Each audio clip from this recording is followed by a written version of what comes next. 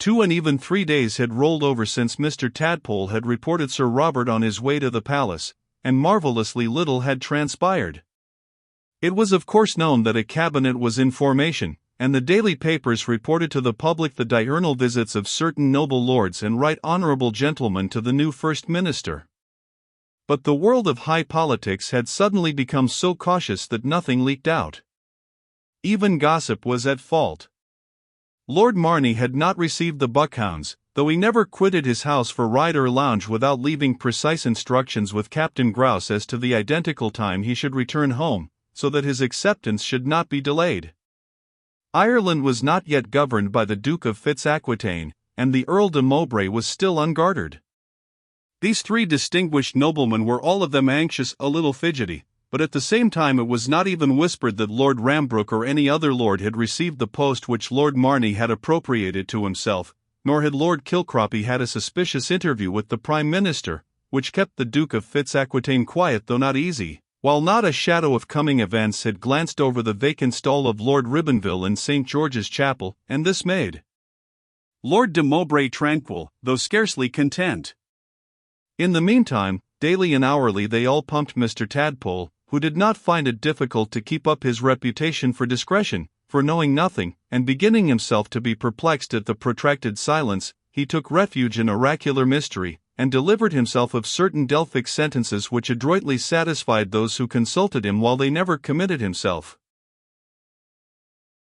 At length one morning there was an odd whisper in the circle of first initiation. The blood mantled on the cheek of Lady St. Julian's. Lady Deloraine turned pale.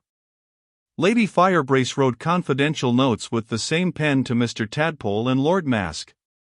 Lord Marney called early in the morning on the Duke of Fitz-Aquitaine, and already found Lord de Mowbray there. The clubs were crowded even at noon. Everywhere a mysterious bustle and an awful stir. What could be the matter? What has happened? It is true, said Mr. Edgerton to Mr. Berners at Brooks. Is it true? Asked Mr. German of Lord Valentine at the Canton. I heard it last night at Crockford's, said Mr. Ormsby. One always hears things there 24 hours before other places.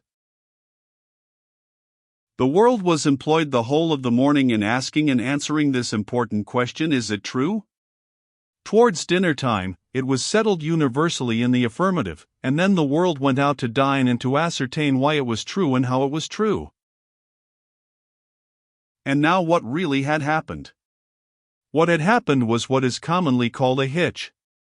There was undoubtedly a hitch somewhere and somehow, a hitch in the construction of the new cabinet. Who could have thought it? The Whig ministers it seems had resigned, but somehow or other had not entirely and completely gone out. What a constitutional dilemma! The Houses must evidently meet, address the throne, and impeach its obstinate councillors. Clearly the right course, and party feeling ran so high that it was not impossible that something might be done. At any rate, it was a capital opportunity for the House of Lords to pluck up a little courage and take what is called, in high political jargon, the initiative. Lord Marney at the suggestion of Mr. Tadpole was quite ready to do this, and so was the Duke of Fitz-Aquitaine, and almost the Earl de Mowbray. But then when all seemed ripe and ready, and there appeared a probability of the independence of the House of Lords being again the favourite toast of Conservative dinners, the oddest rumour in the world got about, which threw such a ridicule on these great constitutional movements in petto, that even with the buckhounds in the distance and Tadpole at his elbow, Lord Marney hesitated. It seemed, though of course no one could for a moment credit it, that these wrong-headed, rebellious ministers who would not go out, wore petticoats. And the great Jamaica debate that had been cooked so long, and the anxiously expected, yet almost despaired of, defection of the independent radical section, and the full-dressed visit to the palace that had gladdened the heart of Tadpole, were they all to end in this? Was conservatism, that mighty mystery of the 19th century, was it after all to be brained by a fan? Since the farce of the Invincibles nothing had ever been so ludicrously successful. Lady de Lorraine consoled herself for the bedchamber plot by declaring that Lady St. Julian's was indirectly the cause of it, and that had it not been for the anticipation of her official entrance into the royal apartments, the conspiracy would not have been more real than the mealtub plot or any other of the many imaginary machinations that still haunt the page of history, and occasionally flit about the prejudiced memory of nations. Lady St. Julian's, on the contrary, wrung her hands over the unhappy fate of her enthralled sovereign, deprived of her faithful presence and obliged to put up with the society of personages of whom she knew nothing and who called themselves the friends of her youth. The ministers who had missed, especially those who had received their appointments, looked as all men do when they are jilted, embarrassed, and affecting an awkward ease, as if they knew something which, if they told, would free them from the supreme ridicule of their situation, but which, as men of delicacy and honor, they refrained from revealing. All those who had been in fluttering hopes, however faint, of receiving preferment, took courage now that the occasion had passed, and loudly complained of their cruel and undeniable deprivation. The Constitution was wounded in their persons. Some 50 gentlemen who had not been appointed under secretaries of state moaned over the martyrdom of young ambition. "Peel ought to have taken office," said Lord Marney. "What are the women to us?" "Peel ought to have taken office," said the Duke of Fitz-Aquitaine. "He should have remembered how much he owed to Ireland." "Peel ought to have taken office," said Lord de Mowbray. "The Garter will become now a mere party badge." Perhaps it may be allowed to the impartial pen that traces these memoirs of our times to agree, though for a different reason, with these distinguished followers of Sir Robert Peel. One may be permitted to think that, under all circumstances, he should have taken office in 1839. His withdrawal seems to have been a mistake. In the great heat of parliamentary faction which had prevailed since 1831, the royal prerogative, which, unfortunately for the rights and liberties and social welfare of the people, had since 1688 been more or less oppressed, had waned fainter and fainter. A youthful princess on the throne, whose appearance touched the imagination, and to whom her people were generally inclined to ascribe something of that decision of character which becomes those born to command, offered a favorable opportunity to restore the exercise of that regal authority, the usurpation of whose functions has entailed on the people of England so much suffering and so much degradation. It was unfortunate that one who, if any, should have occupied the proud and national position of the leader of the Tory party, the chief of the people and the champion of the throne, should have commenced his career as minister under Victoria by an unseemly contrariety to the personal wishes of the Queen.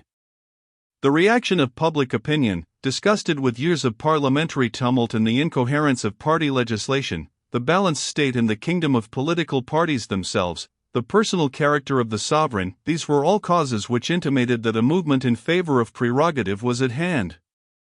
The leader of the Tory party should have vindicated his natural position, and availed himself of the gracious occasion. He missed it, and as the occasion was inevitable, the Whigs enjoyed its occurrence.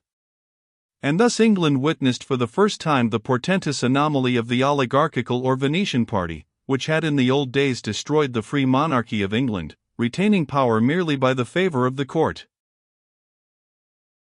But we forget, Sir Robert Peel is not the leader of the Tory party, the party that resisted the ruinous mystification that metamorphosed direct taxation by the Crown into indirect taxation by the Commons, that denounced the system that mortgaged industry to protect property, the party that ruled Ireland by a scheme which reconciled both churches, and by a series of parliaments which counted among them lords and commons of both religions, that has maintained at all times the territorial Constitution of England as the only basis and security for local government, and which nevertheless once laid on the table of the House of Commons a commercial tariff negotiated at Utrecht, which is the most rational that was ever devised by statesmen, a party that has prevented the Church from being the salaried agent of the state, and has supported through many struggles the parochial polity of the country which secures to every laborer a home.